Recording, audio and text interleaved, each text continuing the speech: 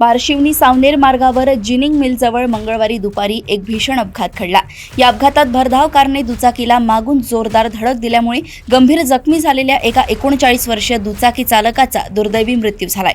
दुर्योधन जनार्दन खंडाईत असे मृत व्यक्तीचे नाव आहे।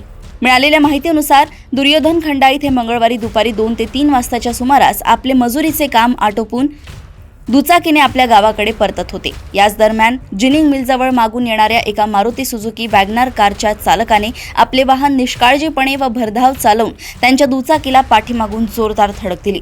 या धडकेमुळे खंडाईत हे रस्त्याच्या कडेला फेकले गेले आणि त्यांच्या डोक्याला आणि शरीराला गंभीर दुखापत झाली। अपघातानंतर कार चालक मदतीसाठी न थांबता आपल्या कारसह घटनास्थळावरून पसार झाला। घटनेची माहिती मिळताच पार्शिवनी पोलिसांनी तातडीने अपघात स्थळी धाव घेतली आणि गंभीर जखमी खंडाई त्यांना उपचारासाठी ग्रामीण रुग्णालयात दाखल केले। मात्र रुग्णालयातील वैद्यकीय अधिकाऱ्यांनी तपासून त्यांना उपचारापूर्वीच मृत घोषित केले। या घटनेमुळे करंभाड परिसरासह तालुक्यात मोठी हळहळ व्यक्त केली जात आहे।